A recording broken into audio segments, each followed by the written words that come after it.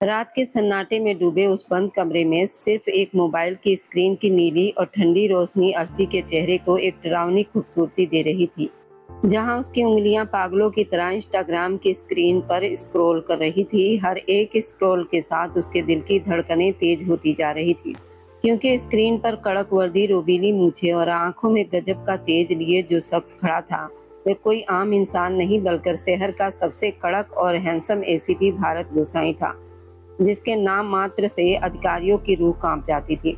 और उसी भारत गोसाई के डिजिटल बायोडाटा को खंगालते हुए अर्शी के सीने में जलन की एक ऐसी आग सुलग उठी थी जो उसके पूरे वजूद को भस्म करने के लिए काफी थी। अर्शी ने गुस्से और हताशा से आईने की तरफ देखा, जहां उसकी खुद की बेहद खूबसूरत कजरारी आंखें और तरासा हुआ बदन नजर आ रहा था। और उसके मन में बार बार यही ख्याल आ रहा था कि वो अपनी सहेली प्रेमा से लाख गुना ज्यादा हसीन और मुकम्मल है। तो फिर भारत गोसाई जैसा कोहिनूर उस बुद्धू नासमझ लापरवाही की मूरत प्रेमा की झोली में कैसे गिर सकता है। भारत के लिए अर्शी का ये प्यार कोई आम आकर्षक नहीं था, बल्कि एक ऐसा गहरा, दमघोटू और पागलपन की हद तक पहुंचा एक तरफा इश्क था, जिसकी गहराई में वो खुद को कब का मिटा चुकी थी। वह हर पल बस भारत के ख्यालों में खोई रहती थी। उसकी एक अनदेखी और बेरुखी में भी अपने प्यार की शिद्दत ढूंढती थी।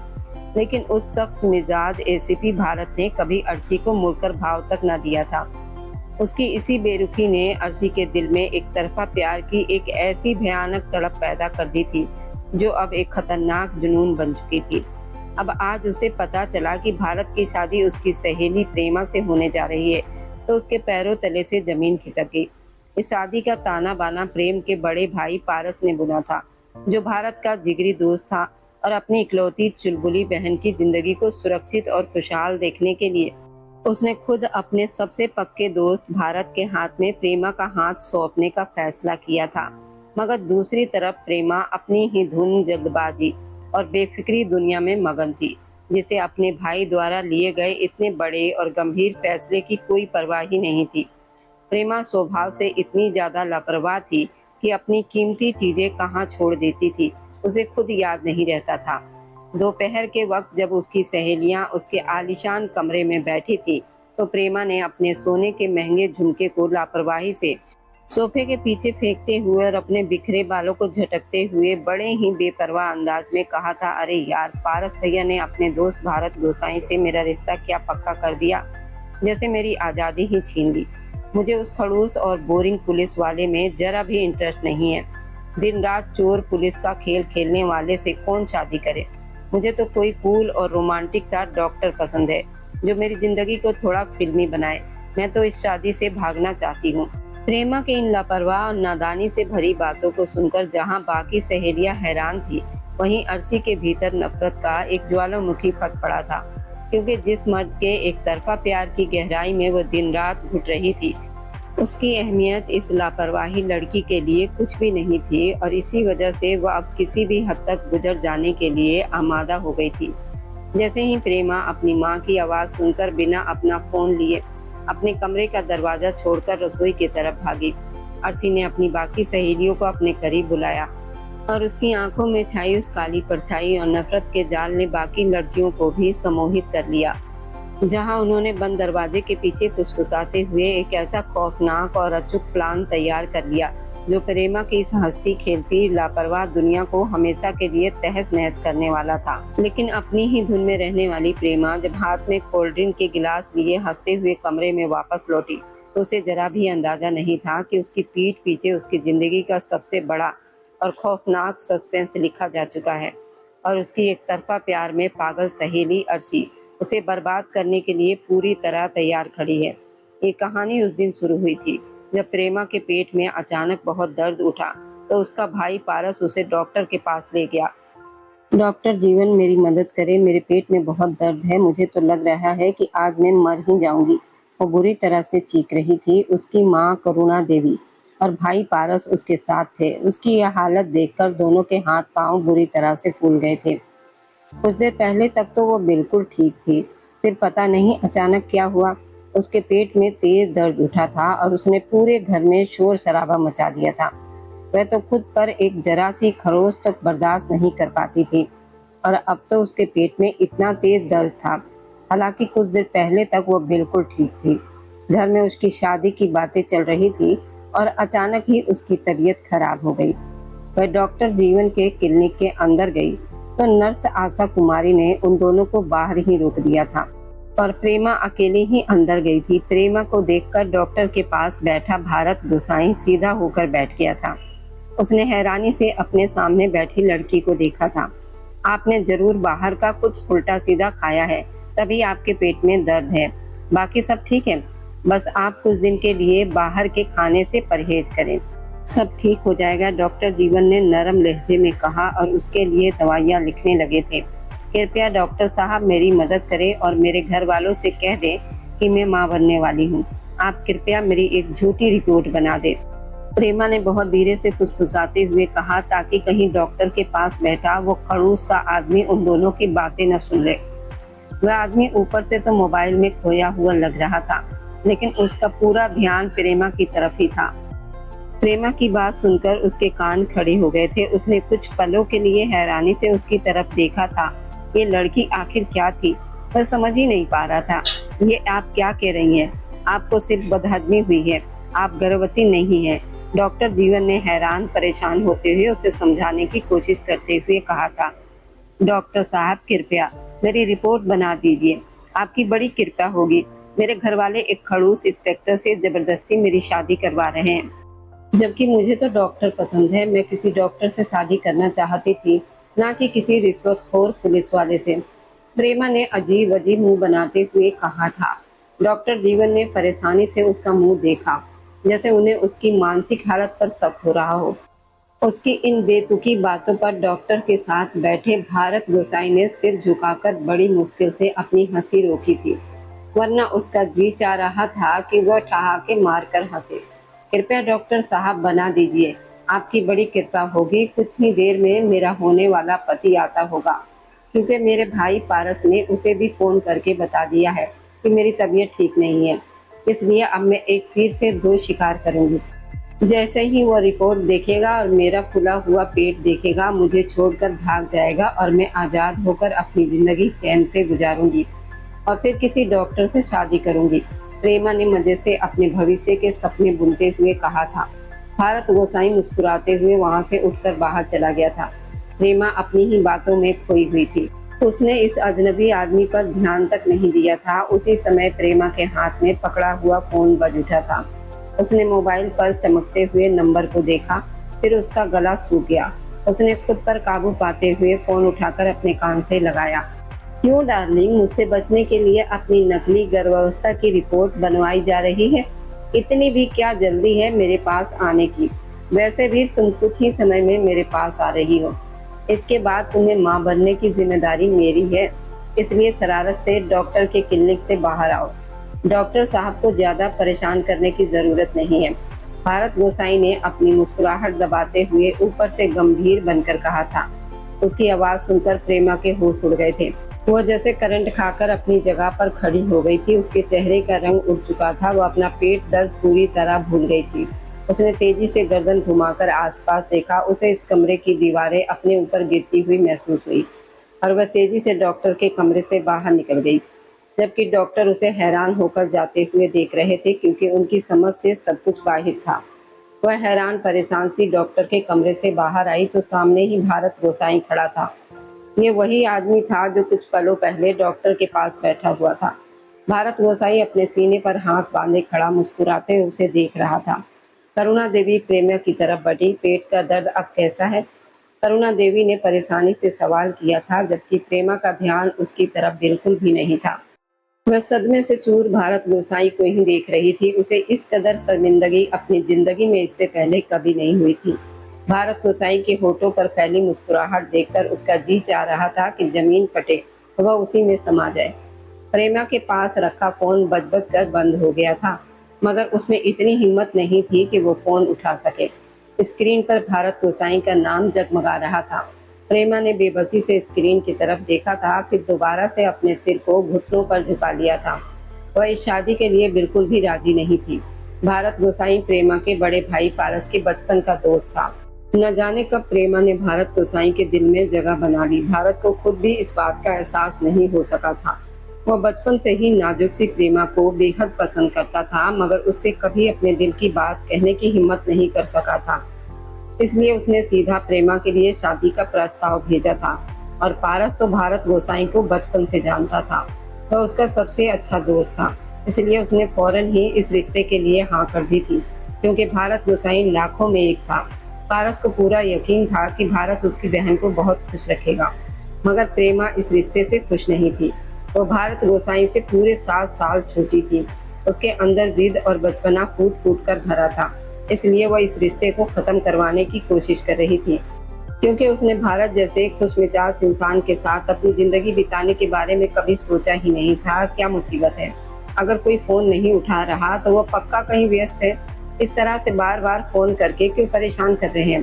प्रेमा ने फोन कान से लगाकर बहुत ही बदतमीजी से झुंझलाए हुए लहजे में कहा था, मगर उसका ये तेज लहजा सुनकर भी भारत गोसाई के माथे पर बल नहीं पड़े थे, बल्कि उसके होंठों पर एक हल्की सी मुस्कान आ गई थी। वह जानता था कि प्रेमा बचपन से ही जिद्दी है। अगर उसकी मर्जी के खिलाफ कोई बात होती है तो वो इसी तरह से गुस्सा करती थी। इसलिए भारत ने उसकी बात का बिल्कुल भी बुरा नहीं माना था। वैसे जहाँ तक मुझे पता है तुम्हारी परीक्षाएं खत्म हो गई है और कुछ ही दिनों में परिणाम आने वाला है, इसलिए तुम पढ़ाई तो नहीं कर रही होगी। और बाकी बचे घर के काम, तो घर का काम करने में तो तुम्हारी जान निकलती है, इसलिए तुम काम भी नहीं कर रही होगी। तो फिर तुम कहाँ व्यस्त हो इस समय? पक्का तुम अपने कमरे में बिस्तर पर बैठी होगी, कोई फिल्म देख रही होगी या फिर कोई उपन्यास पढ़ रही होगी। भारत ने शरारत से पूछा था। उसकी भारी गंभीर आवाज प्रेमा के कानों से टकराई थी। उसके इस बिल्कुल सही अंदाजे पर प्रेमा ने चौंक कर अपने से कुछ दूरी पर रखे उपन्यास की तरफ देखा, जिसे वो कुछ देर पहले ही पढ़ रही थी। फिर बिना सोचे ही गर्दन घुमाकर आसपास देखा, कहीं भारत आसपास ही तो मौजूद नहीं है। मगर वह वहाँ कहीं नहीं था। अब अपने आसपास देखने की जरूरत नहीं है, मैं इस समय पुलिस थाने में हूँ। भारत ने एक बार फिर से मुस्कुराते हुए कहा और प्रेमा ने चिढ़कर अपनी आंखें बंद कर ली थी। उसने अपने गुस्से को जैसे तैसे अंदर ही दबाया था। क्यों फोन किया है आपने मुझे? प्रेमा ने रूखे लहजे में सवाल किया था। बस तुम्हारी आवाज सुनने का मन कर रहा था, भारत ने कुर्सी के पीछे टेक लगाते हुए कहा था। प्रेमा ने अपने कान से फोन हटाकर स्क्रीन को घूरा था। भारत जी, मैं आपसे शादी नहीं करना चाहती, कृपया आप खुद इस रिश्ते से मना कर दे। मैंने अपने मामा दिनेश शुक्ला और भाई पारस को भी इस रिश्ते के लिए मना करने की कोशिश की, मगर वे दोनों मेरी कोई भी बात सुनने के लिए तैयार नहीं है। उनकी नज़र में आप इस दुनिया के सबसे अच्छे इंसान हैं और मैं बहुत भाग्यशाली हूँ कि मेरे लिए आप जैसे इंसान का रिश्ता आया है, मगर मैं इस रिश्ते के लिए तैयार नहीं हूँ। मैं अभी आगे पढ़ना चाहती हूँ, कॉलेज में दाखिला लेना चाहती हूँ। मैं अभी किसी भी बंधन में पढ़ने के लिए तैयार नहीं हूँ। प्रेमा ने एक ही सांस में अपनी बात पूरी की थी, जबकि दूसरी तरफ पूरी तरह से सन्नाटा छा गया था। प्रेमा ने एक लंबी सांस ली थी, जबकि भारत के चेहरे से मुस्कुराहट गायब हो गई थी। प्रेमा, अगर तुम आगे पढ़ना चाहती हो तो मैं मना तो नहीं करूंगा, जो तुम्हारा मन करे वो करना, मेरी तरफ से तो कोई रोक टोक नहीं होगी। भारत ने इस बार धीमे लहजे में उसे समझाने की कोशिश करते हुए कहा, मगर अब उसके लहजे में पहले जैसी मस्ती और शरारत गायब थी। आप समझ क्यों नहीं रही है? मैं आपको बिल्कुल भी पसंद नहीं करती। मेरे दिल में आपके लिए ऐसा कुछ नहीं है। आप सिर्फ मेरे भाई के दोस्त हैं, इससे ज्यादा कुछ नहीं। आप कृपया खुद ही इस रिश्ते से मना कर दें, क्योंकि जिस रिश्ते में दोनों की मर्जी ना हो वह रिश्ता ज्यादा दिनों तक नहीं चल सकता। प्रेमा ने 2 टुक शब्दों में कहा था और अगले ही पल फोन काट दिया गया था। भारत कितनी ही देर तक हैरान और सुनसा अपनी जगह पर बैठा रहा था। उसने अपनी जिंदगी में पहली बार किसी को इतनी शिद्दत से चाहा था, मगर सामने वाले के लहजे में उसके लिए सिर्फ बेरुखी थी। प्यार की झलक दूर दूर तक कहीं नहीं थी। भारत ने एक गहरी सांस लेकर खुद को संभाला था। जिस बड़े पुलिस अफसर से लोग डरते थे, वो एक छोटी सी लड़की के सामने खामोश और बेबस हो गया था। प्रेमा के लाख मना करने के बाद भी सगाई की तारीख तय कर दी गई थी। भारत का दिल इस रिश्ते से पीछे हटने को तैयार ही न हुआ था। जाने क्यों उसे पूरा भरोसा था कि वो किसी भी तरह प्रेमा को मना लेगा। वह कुछ हद तक शांत हो गया था। वह आज प्रेमा को अपने साथ सगाई की खरीदारी करवाने लाया था। प्रेमा बिना मन के उसके साथ घूम रही थी, मगर उसे कुछ भी पसंद नहीं आ रहा था।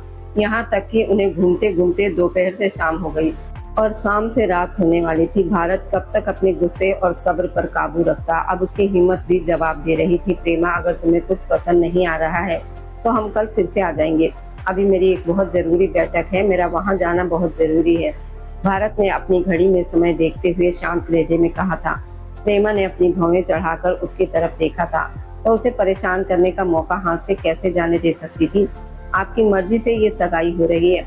मैंने तो पहले ही कहा था कि आप इस रिश्ते के लिए मना कर दें, मगर आपको ही बड़ा चाव है मुझसे शादी करने का, तो अब भुगतिए।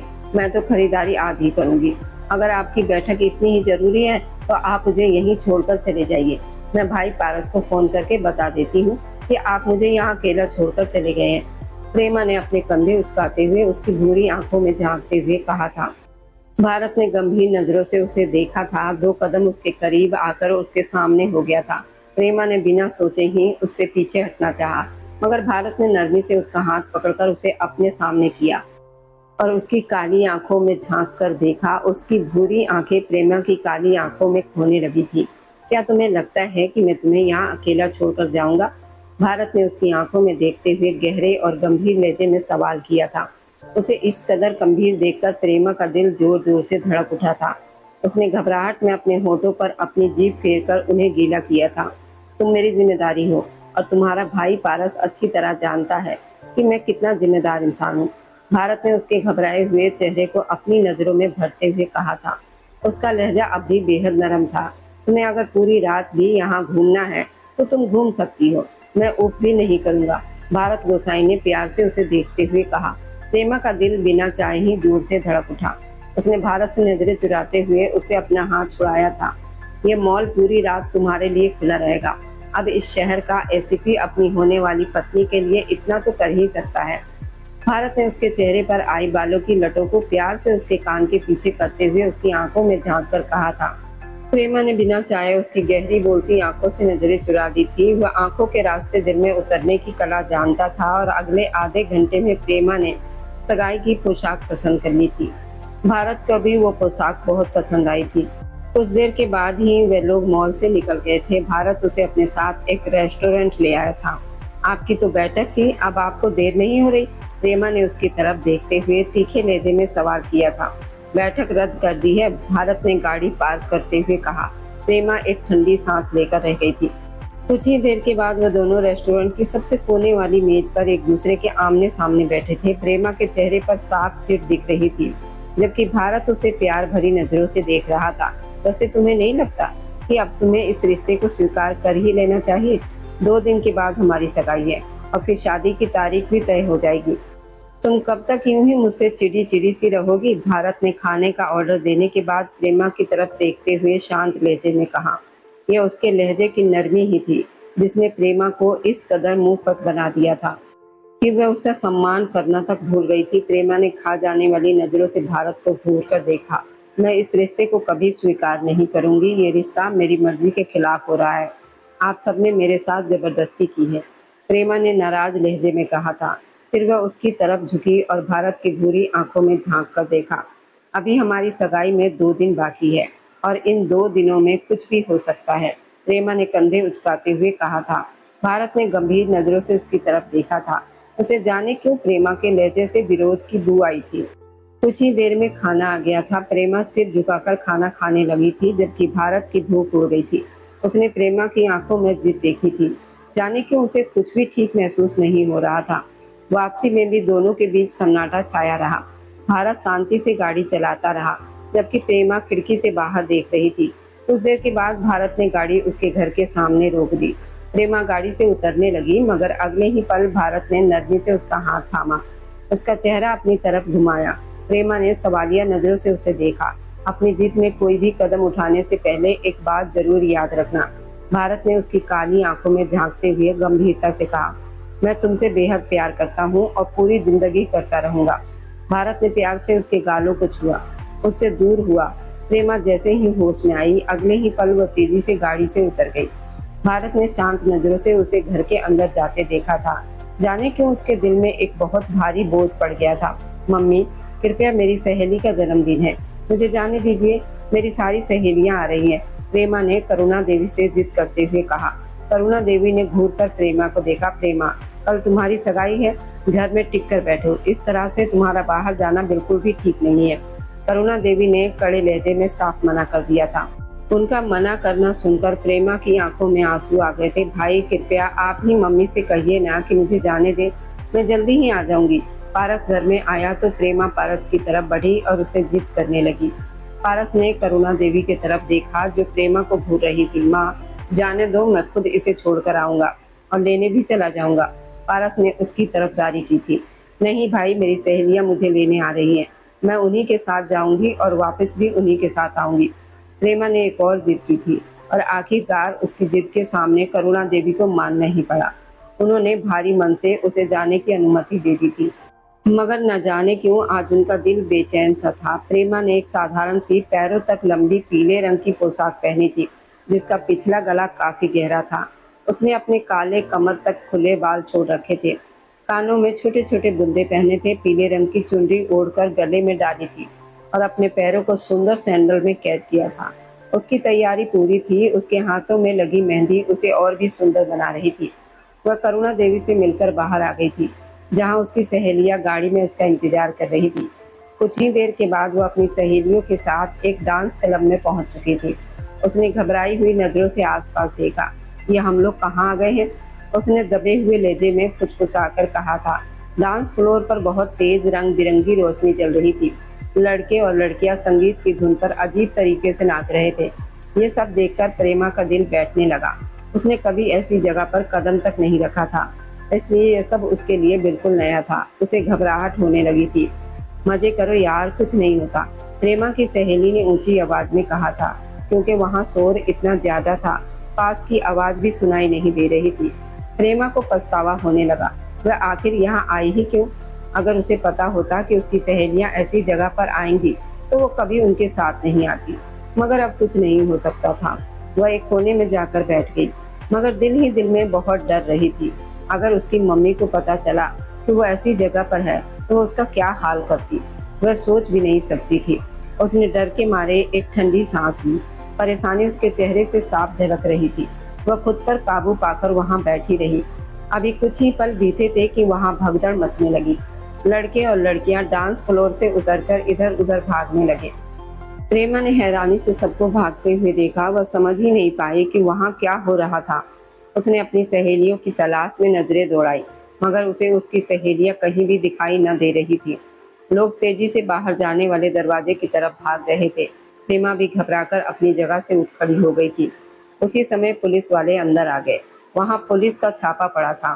संगीत की आवाज बंद कर दी गई थी। प्रेमा बुरी तरह से कांपने लगी थी। उसे समझ ही नहीं आ रहा था ये सब क्या हो रहा है। वो बुरी तरह से घबरा रही थी। वह लोग तेजी से सब लोगों को वहां से बाहर निकाल रहे थे। महिला पुलिस कांस्टेबल निर्मला चौहान एक कोने में खड़ी कांपती हुई प्रेमा की तरफ बढ़ी और उसका हाथ सख्ती से पकड़कर उसके आगे की तरफ धक्का दिया। प्रेमा इस अचानक आई मुसीबत के लिए बिल्कुल भी तैयार नहीं थी। वह जमीन पर गिर पड़ी। उसकी चुनरी भी जमीन पर गिर गई। इससे पहले कि वह अपनी चुनरी उठाती, वह लोगों के पैरों के नीचे कुचलने लगी थी। वह जितनी अपनी चुनरी को उठाने की कोशिश करती, वह उससे उतनी ही दूर होती चली जा रही थी। बेबसी से उसकी आंखों से आंसू बहने लगे थे। इससे पहले कि उसकी चुनरी उसके हाथ में आती, उसी महिला पुलिस कांस्टेबल निर्मला चौहान ने उसका हाथ सख्ती से पकड़कर जमीन से उठाया और उसे दरवाजे की तरफ धकेला। पुलिस वालों ने कुछ ही पलों में पूरा क्लब खाली करवाकर उसे बंद करवा दिया था। अब वहां मौजूद सारे लड़के और लड़कियों को थाने ले जाने की तैयारी हो रही थी। प्रेमा एक कोने में खड़ी बुरी तरह से कांप रही थी। उसकी आंखों में लगा काजल उसके आंसू के साथ उसके गालों पर बह गया था। सुंदर बाल बुरी तरह से उलझ गए थे। उसकी चुनरी तक उसके पास नहीं थी। वो बुरी तरह से डरी हुई थी। महिला पुलिस कांस्टेबल एक एक करके सारी लड़कियों को पुलिस की गाड़ी में बिठा रही थी। प्रेमा दिल से भगवान से प्रार्थना कर रही थी कोई चमत्कार हो जाए और वह इस बेइज्जती से बच सके। उसी पल उसकी नजर कुछ ही दूर पर पड़ी और फिर उसे अपनी आंखों पर भरोसा भी नहीं हुआ कि प्रार्थनाएं इस तरह से भी पूरी होती है। उसने फटी फटी आंखों से भारत गोसाई को देखा जो उसकी तरफ पीठ करके खड़ा था और फोन कान से लगाए किसी से बात करने में व्यस्त था। उससे कुछ ही दूरी पर उसकी गाड़ी खड़ी थी। एक महिला पुलिस कांस्टेबल ने उसे पुलिस की गाड़ी की तरफ धकेला, मगर इस बार वह गाड़ी की तरफ जाने के बजाय पूरी ताकत से भारत गोसाई की तरफ भागी। इसी पर भारत ने भी इसी तरफ देखा और फिर जैसे वह अपनी जगह पर थम सा गया, प्रेमा दौड़कर पूरी ताकत से उसके गले लग गई भारत सुन रह गया। उसे लगा जैसे उसकी पूरी दुनिया एक पल के लिए रुक सी गई हो। उसने फटी फटी नजरों से अपने गले में लगी प्रेमा को देखा, फिर उसके पीछे खड़ी महिला पुलिस कांस्टेबल निर्मला चौहान को देखा, जो ये नज़ारा देखकर खुद भी हैरान रह गई थी। वह ये लड़की कैसे एसीपी साहब के गले लग सकती थी? सर, ये लड़की इस डांस क्लब में थी, इसे पुलिस की गाड़ी में बैठा रही थी तो ये भागकर यहाँ आ गई। भारत गोसाई ने सिर झुकाकर अपने गले लगी कांपती हुई प्रेमा को देखा और फिर गुस्से से भरी नजरों से महिला पुलिस कांस्टेबल निर्मला चौहान को देखा। ठीक है, आप जाइए, भारत गोसाई ने ठंडे लहजे में कहा। लेकिन सर, महिला पुलिस कांस्टेबल निर्मला चौहान ने कुछ कहने की कोशिश की थी। मैंने कहा ना, आप जाइए यहाँ से, मैं देख लूंगा। इस बार भारत गोसाई ने और भी कड़े लहजे में कहा था। आप लोग इन सबको लेकर थाने पहुंचिए, मैं वहीं मिलूंगा। भारत गोसाई ने उसे हुक्म दिया था, मगर उसने अब तक प्रेमा को अपने गले से नहीं हटाया था। दूसरी तरफ प्रेमा उसके गले लगकर पूरी ताकत से रो रही थी, यहाँ तक कि रोते रोते बुरी तरह से उसकी हिचकियां बन गई थी। भारत ने गुस्से पर काबू पाने के लिए अपनी मुट्ठियां भींच ली थी। उसका चेहरा गुस्से से लाल हो चुका था, होंठ सख्ती से आपस में दब गए थे। उसने एक बार फिर से अपने गले लगी प्रेमा को देखा और उसका हाथ पकड़कर उसे एक झटके से दूर कर दिया था। पुलिस की दोनों गाड़ियां वहां से जा चुकी थी। इस सड़क पर बिल्कुल सन्नाटा छा गया था। सड़क पर बिखरते पत्ते हवा के झोंकों से उड़ रहे थे। ऐसा लग रहा था जैसे आंधी आने वाली हो। सड़क किनारे लगे पेड़ झूम रहे थे और वे दोनों एक दूसरे की आंखों में आंखें डालकर खड़े थे। प्रेमा की काली आंखें आंसुओं से भरी थी। उसके चेहरे पर डर साफ दिख रहा था, जबकि भारत की भूरी आंखों में हैरत, अविश्वास का गहरा समंदर उमड़ रहा था। वह अजीब नजरों से प्रेमा को देख रहा था। फिर उसने प्रेमा पर ध्यान दिया था। वह लड़की उसके सामने बिना चुनरी के खड़ी थी। उसने बिना चाहे उसके शरीर से नजरें चुरा ली थी। उसके चेहरे का रंग और भी लाल हो गया था। भारत। प्रेमा उसका नाम पुकारकर बुरी तरह से फूट फूट कर रोने लगी थी। प्रेमा को समझ ही नहीं आ रहा था वो कैसे भगवान का धन्यवाद करे, जिन्होंने उसके लिए भारत को भेजा था। प्रेमा की सांसें बुरी तरह से फूल रही थी। तुम मुझसे रिश्ता खत्म करने के लिए इस हद तक चली जाओगी? मैंने कभी सोचा भी नहीं था, भारत ने प्रेमा की तरफ अजनबी नजरों से देखते हुए ठंडे लहजे में कहा था। प्रेमा ने चौंक कर भारत को देखा था कि वो बात का रुख किस तरफ ले जा रहा था। प्रेमा ने बिना सोचे ना में सिर हिलाया था, मगर मुंह से कुछ बोल ही ना सकी थी। भारत ने दुख से उसे ऊपर से नीचे तक देखा था। उसका खून खोल रहा था। वह अपने गुस्से पर काबू पाने की कोशिश कर रहा था, मगर सामने खड़ी लड़की को देखकर वह पागल हो रहा था। उसने बहुत सख्ती से प्रेमा का हाथ थामा था, उसे अपने करीब किया था। प्रेमा के मुंह से अचानक सिसकी निकली थी। उसे पहली बार भारत से डर महसूस हुआ था। मैं सोच भी नहीं सकता था, मगर तुम वाकई इस रिश्ते को खत्म करने के लिए इस हद तक गिर जाओगी। मैं अब तक तुम्हारे मना करने को तुम्हारा बचपना समझकर नजरअंदाज कर रहा था, मगर अब मुझे एहसास हो गया है, जिस रिश्ते में सामने वाले की मर्जी शामिल ना हो और रिश्ता किसी भी हाल में नहीं चल सकता। तुम चाहती थी ना कि मैं इस रिश्ते से मना कर दूं, तो ठीक है, मैं इस रिश्ते से पीछे हट रहा हूँ, मगर इसके लिए तुम्हें इस कदर गिरने की जरूरत नहीं थी। वह गुस्से से पागल हो रहा था। उसका बस नहीं चल रहा था कि वह सब कुछ तहस नहस कर दे। आंधी और तेज होती जा रही थी। प्रेमा के लंबे बाल हवा में उड़कर भारत के सीने से टकरा रहे थे। प्रेमा की आंखों से आंसू लगातार बह रहे थे। भारत, मेरी बात सुनिए, आप जैसा समझ रहे हैं वैसा कुछ नहीं है। प्रेमा ने उसके चेहरे पर हाथ रखकर उसके करीब आते हुए कहा, मगर भारत ने नफरत से उसका हाथ झटक दिया था। तुम्हें अंदाजा भी है कि आज तुम्हारे साथ क्या हो सकता था? भारत ने उसका हाथ और भी सख्ती से थामा था, यहाँ तक कि उसकी उंगलियां प्रेमा के हाथ में धंस गई थी। प्रेमा को बहुत दर्द महसूस हुआ था। उसकी आंखें आंसुओं से भर गई थी। वह शर्मिंदगी और बेबसी से अपने सामने खड़े आदमी को देख रही थी, जिसकी आंखों में उसने हमेशा अपने लिए प्यार देखा था, नरमी देखी थी, मगर उसी आदमी की आंखें आज गुस्से से लाल अंगारे जैसी हो रही थी। उसके चेहरे के तने हुए भाव देखकर अंदाजा हो रहा था वह खुद पर कितनी मुश्किल से काबू पाए हुए था, वरना उसका बस नहीं चल रहा था कि अपने सामने खड़ी लड़की का दिमाग कुछ ही पलों में ठीक कर दे। वह एसीपी भारत गोसाई था, जो बहुत सख्त स्वभाव वाला गुस्सेला था, मगर न जाने क्यों वह इस लड़की के साथ सख्ती नहीं कर पाया था। प्रेमा की आंखों में तैरते हुए आंसुओं को देखकर उसने एक झटके से उसका हाथ छोड़ा था। प्रेमा लड़खड़ाकर अपनी जगह से कुछ कदम पीछे हो गई थी। प्रेमा, अपनी सफाई में एक शब्द भी बोलने की कोशिश मत करना। सब कुछ मैं अपनी आंखों से देख चुका हूँ। तुम मुझसे रिश्ता तोड़ने के खातिर इस हद तक चली जाओगी?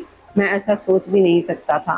तुम इस डांस क्लब से बाहर आई हो, तुम्हें इस बात का जरा भी अंदाजा है कि अगर आज मैं यहाँ नहीं होता तो तुम इस समय थाने में बैठी होती। क्या सोचकर तुमने इस जगह पर कदम रखा था?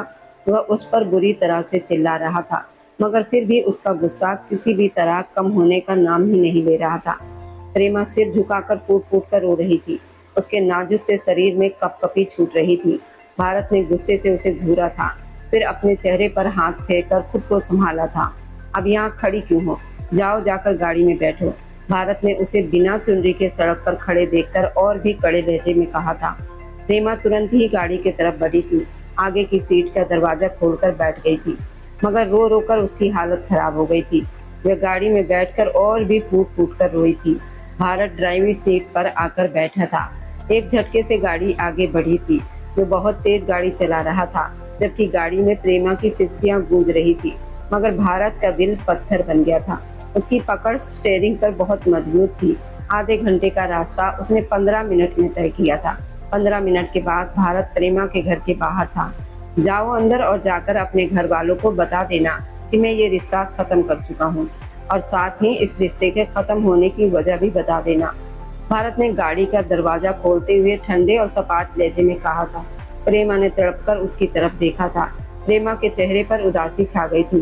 भारत जी, ऐसा मत कीजिए, कल हमारी सगाई है। प्रेमा ने उसका हाथ थामते हुए हिचकियों के बीच कहा था।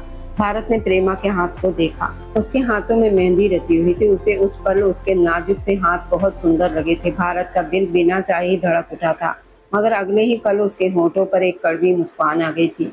तुम यही तो चाहती थी, अब मैं तुम्हारी इच्छा ही तो पूरी कर रहा हूँ, फिर ये सब नाटक क्यों? भारत सीट पर हाथ रखकर उसकी तरफ झुका था। उसकी आंखों में आंखें डालकर गुस्से में बोला था। प्रेमा का दिल बैठ गया था। अंदर जाओ, भारत ने कड़े लहजे में कहा था। भारत प्रेमा ने एक बार फिर से अपनी सफाई में कुछ कहना चाहा था। अंदर जाओ प्रेमा, भारत ने कड़े लहजे में उसे घूरा था। प्रेमा की जुबान जैसे तलों से चिपक गई थी। वो भारत को इस कदर गुस्से में देखकर कुछ बोल ही ना सकी थी और शांति से गाड़ी से उतरी थी। उसके उतरते ही भारत ने बिना उसकी तरफ देखे गाड़ी आगे बढ़ा दी। प्रेमा हारी हुई वहीं खड़ी रह गई। उसे आज एहसास हुआ कि वो अपना कितना बड़ा नुकसान कर चुकी है। भारत उससे रिश्ता तोड़कर जा चुका था। उसने एक प्यार करने वाले इंसान को खो दिया था। वह खुद को संभालती हुई घर के अंदर दाखिल हुई थी। करुणा देवी, पारस दोनों ही उस समय बैठक में बैठे थे। प्रेमा को इस हालत में घर में आते देखकर वे दोनों ही घबराहट में अपनी जगह से खड़े हो गए थे। करुणा देवी तड़पकर प्रेमा की तरफ बढ़ी थी। प्रेमा, क्या हुआ? ये क्या हाल बना रखा है? कहाँ से आ रही हो? करुणा देवी ने प्रेमा के चेहरे पर आए बालों को पीछे करते हुए डूबते हुए दिल के साथ सवाल किया था। प्रेमा ने सूनी नजरों से उन्हें देखा था, फिर अगले ही पल वह उनके गले लगकर फूट फूट कर रोने लगी थी। यहाँ तक कि उसकी सिसकियों की आवाज पूरी बैठक में गूंज रही थी। प्रेमा, क्या हुआ है? तुम इस तरह क्यों रो रही हो?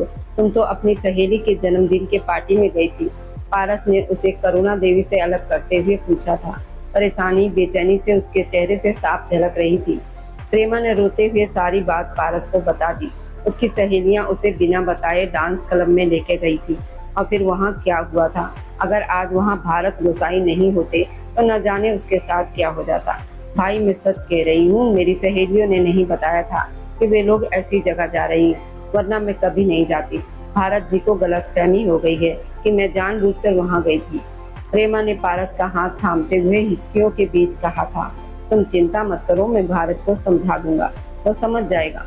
पारस ने उसे प्यार से कहा था, क्योंकि उस समय प्रेमा की हालत ऐसी नहीं थी कि वह उस पर गुस्सा करता। नहीं भाई, मैं जानती हूँ, वो अब कभी भी इस बात को नहीं समझेंगे। प्रेमा ने तड़पते हुए कहा था। क्यों नहीं समझेंगे प्रेमा? ये इतनी बड़ी बात नहीं है। पारस ने उसे दिलासा दिया था। नहीं भाई, बहुत बड़ी बात है। प्रेमा ने पारस का हाथ थामते हुए कहा और फिर उसे सारी सच्चाई बता दी। किस तरह से वो बार बार भारत को इस रिश्ते के लिए मना कर रही थी।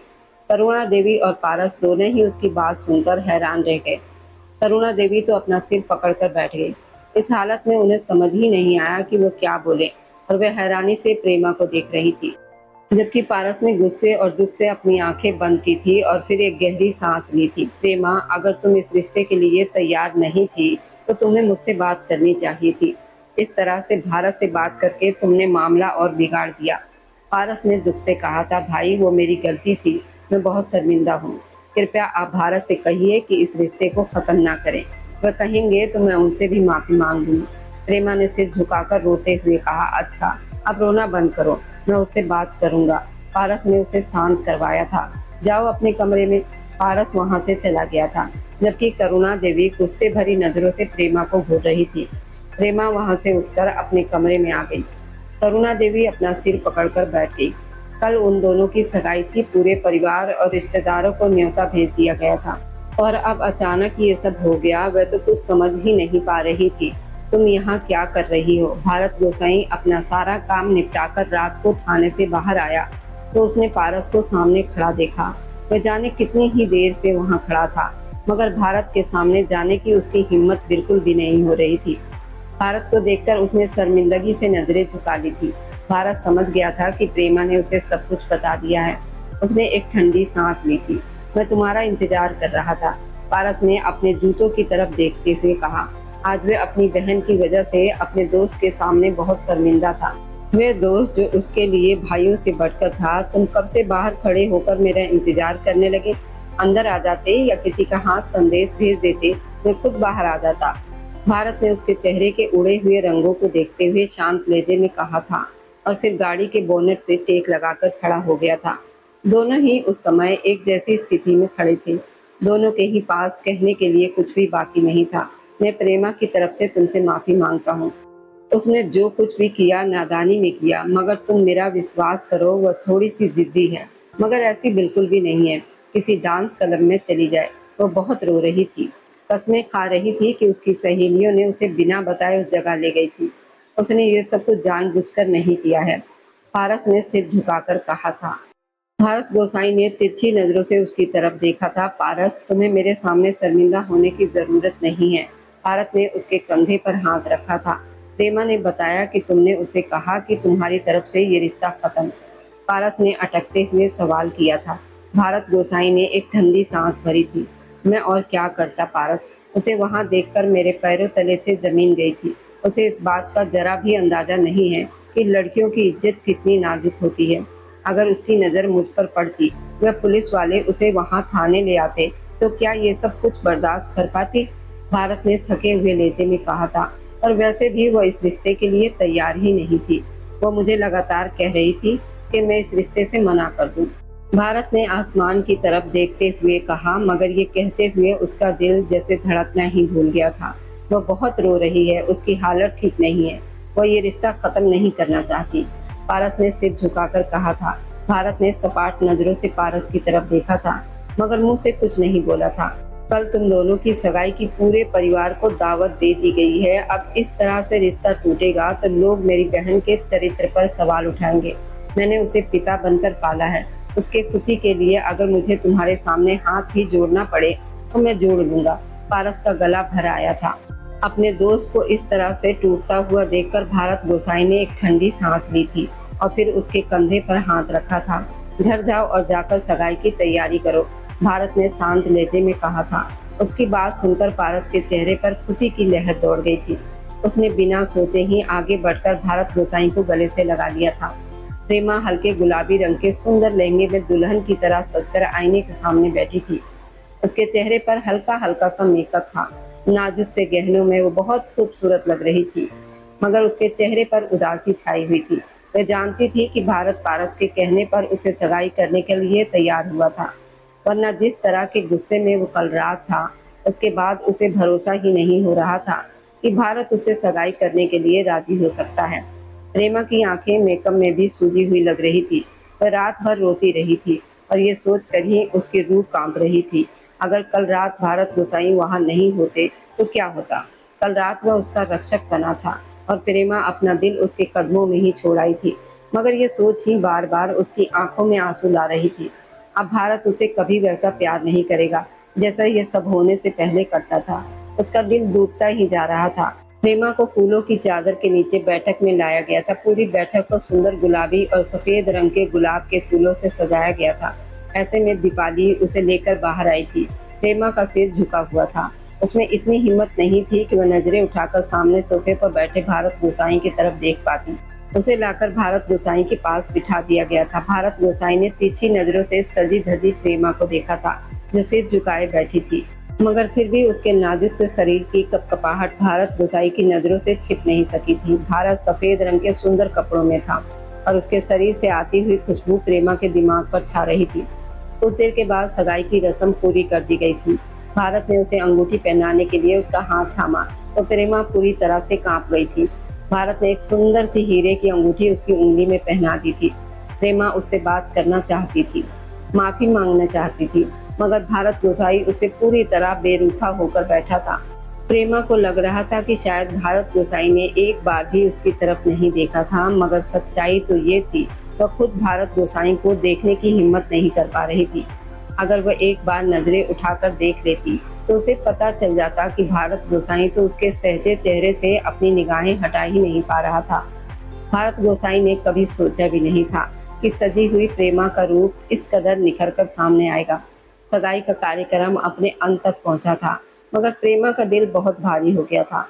उसकी झील जैसी आंखों में आंसू तैर रहे थे। वह बार बार पलकें झपकाकर अपने आंसू अंदर रोकने की कोशिश कर रही थी। प्रेमा अपने कमरे में आ गई थी, सोफे पर बैठ गई थी। वो बहुत थकी हुई थी। उसमें इतनी हिम्मत भी नहीं थी कि वह उठकर कपड़े बदल सके। वो बिना कुछ सोचे समझे सोफे पर बैठी हुई थी। भारत गोसाई का रूखा बर्ताव उसका दिल चीर रहा था। उसकी आंखों से कुछ आंसू निकलकर उसके गालों पर बह गए थे। उसी समय उसके कमरे के दरवाजे पर दस्तक हुई। प्रेमा ने सिर उठाकर देखा था और अगले ही पल उसके कमरे के दरवाजे का लॉक घूमा और भारत गोसाई के कमरे में कदम रखने से पहले उसकी खुशबू पूरे कमरे में फैल गई थी। प्रेमा ने सांस रोककर भारत को कमरे में आते देखा था और बिना सोचे ही अपनी जगह से उठ खड़ी हो गई थी। उसके चेहरे का रंग उड़ गया था। वह भारत का सामना नहीं करना चाहती थी क्योंकि वह उससे बहुत शर्मिंदा थी। भारत भारी कदम उठाता हुआ उसके सामने आकर खड़ा हो गया था। प्रेमा अपनी सांसें तक रोक गई थी। उसकी आंखों में आंसू अब भी तैर रहे थे। भारत ने उसकी आंखों में झांक कर देखा था। प्रेमा ने घबराकर नजरें चुरा दी थी। कुछ पल दोनों के बीच गहरी शांति में बीते। प्रेमा ने सिर झुका लिया था जबकि भारत प्यार भरी नजरों से उसे देख रहा था। कुछ पलों के बाद भारत ने प्रेमा का हाथ थामा और उसका ठंडा पड़ता हाथ अपने हाथों की मजबूत पकड़ में ले लिया था। उसके छूने पर प्रेमा तड़प कर रह गई थी, इसलिए उसने नजरें उठाकर भारत गोसाई की तरफ देखा था। कल रात के लिए मुझे क्षमा करना, मैं तुम पर जरूरत से ज्यादा गुस्सा कर गया था। भारत गोसाई ने उसकी आंखों में झांकते हुए कल रात के लिए माफी मांगी थी। मैं बस डर गया था कहीं तुम्हारी इज्जत पर कोई बात न आ जाए। भारत ने अपनी बात स्वीकार की थी। मैं जानबूझकर वहां नहीं गई थी, प्रेमा ने कांपते हुए लहजे में कहा था और साथ ही उसकी आंखों से कुछ आंसू निकलकर उसके गालों पर बह गए थे। भारत ने प्यार से उसके आंसुओं को अपनी उंगलियों से पोंछा था। बस अब रोना बंद कर दो, जो कुछ हुआ उसे भूल जाओ। भारत ने उसका हाथ छोड़कर उसका चेहरा अपने हाथों में थाम लिया था। प्रेमा अब भी फूट फूट कर रोई थी। भारत ने प्यार से उसे अपने सीने से लगा लिया था और प्यार भी इन दोनों के मिलन पर मुस्कुरा दिया था। और जब एसीपी भारत गोसाई की सारी बात क्लियर की थी और जांच की सारी बात बताई थी कि मैंने तुम्हारी सहेली अर्शी को गिरफ्तार कर लिया है क्योंकि ये सारे कारनामों का अंजाम उसी ने दिया है, और आज अदालत के उस ठंडे कमरे में जब हथेलियों की गूंज सुनाई थी तब जाकर अर्शी के सिर से उस पागलपन का भूत उतरा जो उसने एक तरफा इश्क और नफरत के साए में बुना था। क्योंकि जिस पारस को वो भारत के करीब आने का मोहरा समझ रही थी, उस पारस ने कभी अर्शी को उस नज़र से देखा ही नहीं था, बल्कि वह तो अपने कॉलेज की बेहद सादगी पसंद लड़की से बेपनाह मोहब्बत करता था। जल्दी ही उसी से शादी के बंधन में बंधने वाला था। उसने अर्शी के हर छिपे हुए इशारों को हमेशा सिरे से खारिज कर दिया था, जिससे अर्शी की अना और ज्यादा आहत हुई थी। और इसी बौखलाहट में उसने प्रेमा को बर्बाद करने की जो खौफनाक साजिश रची थी, वह खुद उसी के गले का फंदा बन गई। क्योंकि एसीपी भारत गोसाई की पैनी नजरों से कानून का कोई गुनहगार बच नहीं सकता था। जब अर्शी की षड्यंत्र का काला चिट्टा खुला तो उसने न सिर्फ सलाखों के पीछे जाना पड़ा, बल्कि उसकी खूबसूरती और घमंड दोनों हमेशा के लिए जेल के अंधेरे में दफन हो गए। दूसरी तरफ इस पूरे तूफान ने चुलबुली और लापरवाह प्रेमा को अंदर से पूरी तरह झकझोर कर रख दिया था, जिसकी जल्दबाजी, हर बात को मजाक में उड़ाने की आदत ने उसे जिंदगी के सबसे दर्दनाक मोड़ पर लाकर खड़ा कर दिया था। मगर इस हादसे ने उसे ये सिखा दिया कि जिंदगी और रिश्ते कोई खेल नहीं होते और एक पल की लापरवाही पूरी दुनिया को उजाड़ सकती है। हालांकि इस पूरी दास्तान में भारत गोसाई का चरित्र हमेशा रक्षक की तरह अडिग रहा, लेकिन उसकी भी एक बड़ी कमजोरी सामने आई। उसने गुस्से और गलतफहमी में आकर प्रेमा को अपनी बेगुनाही और सफाई देने का एक मौका तक नहीं दिया और सीधे अपना कड़ा फैसला सुना दिया था, जो उसके रिश्ते को हमेशा के लिए तोड़ सकता था। मगर वक्त रहते जब दोनों को अपनी अपनी गलतियों का एहसास हुआ, जब भारत ने अपनी जिद छोड़कर प्रेमा को सुनना और समझना सीखा और प्रेमा ने अपनी बचकानी लापरवाही को छोड़कर रिश्तों की गहराई को अपनाया, तब जाकर इस बिखरते हुए रिश्ते को दोबारा एक मजबूत पनाह मिली। क्योंकि असली प्यार वही है जहां गलतियों को मानकर एक दूसरे को माफ करने का हौसला हो और खोने के डर से पहले ही सच्चे दिल की कदर कर ली जाए। और अब जाते जाते बस दिल से एक छोटी सी गुजारिश है, आप जहां से भी मेरी ये वीडियो देख रहे हैं, कमेंट में अपने शहर और राज्य का नाम जरूर लिखिए। आपके कमेंट मेरे लिए किसी अनमोल तोहफे से कम नहीं होते और जो लोग अपना कीमती समय देकर मेरी कहानियां देखते हैं, लाइक और शेयर करते हैं, उन सबका मैं दिल से धन्यवाद करती हूँ। अगर आज की कहानी ने आपके दिल को छुआ हो तो वीडियो को लाइक करें और अपने दोस्तों तक जरूर पहुँचाएं। हमारे इस छोटे से परिवार का हिस्सा बनने के लिए चैनल को सब्सक्राइब करना बिल्कुल ना भूलें, क्योंकि आपका हर सब्सक्राइब मेरे लिए आपका प्यार और भरोसा है। फिर मिलेंगे एक नई भावनाओं से भरी कहानी के साथ। तब तक खुश रहिए, स्वस्थ रहिए, मुस्कुराते रहिए।